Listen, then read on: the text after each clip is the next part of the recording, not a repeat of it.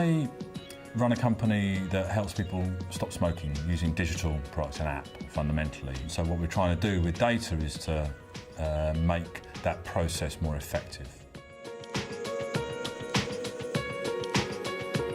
It's extraordinarily difficult to change behaviour. It's a very frustrating process. Understanding how we can effectively help people change their behaviour and actually make the process of behaviour change rewarding is, I think, is something that fascinates me, and I think it has a real importance.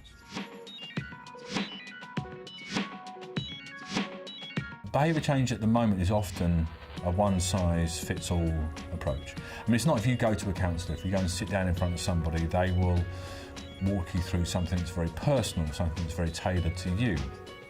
And what I hope we can do with data is replicate some of that personal approach, some of that tailoring via digital delivery.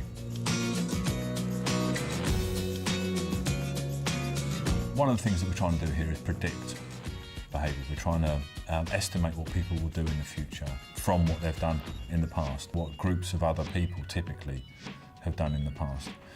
And one of the best ways, I think, to do that is with a psychological theory. So what is a theory that explains why these types of behaviour have gone on in the past? Now, that theory may not exist yet. It may be a theory that is developed from looking at the data, but without a theory, without an overarching structure that ties this together, all we've really got is uncoordinated data. But with a theory, then you've got something that we can use to predict behaviour and, more importantly, test whether that prediction is true or not. An astonishing proportion of psychological studies are done on psychology students. That is not a representative sample. The reason that people conduct psychology experiments on psychology students is that it's really difficult to get people to participate in an experiment. It's very expensive, it's very time consuming.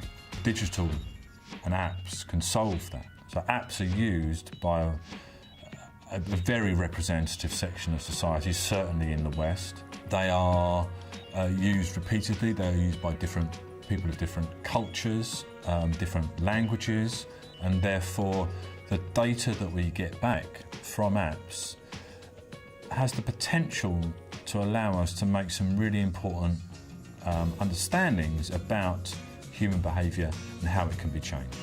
So the number of users that we get downloading our app means that we could run a trial, experimental trial, every day, with enough participants to make that scientifically valid. We could do one every day.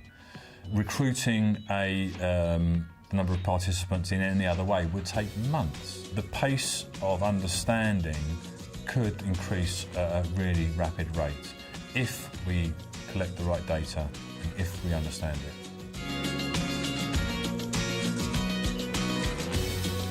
I don't think that it will ever replace a counsellor. Face-to-face contact is essential. I don't think we're ever going to stop wanting to do that. But the reason I think that people would use an app more than a counsellor is because it's convenient.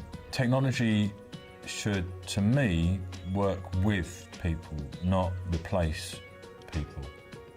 The service that people provide is irreplaceable for me. People and technology, not either or. I would love, with the right data, to be able to create an intervention for one.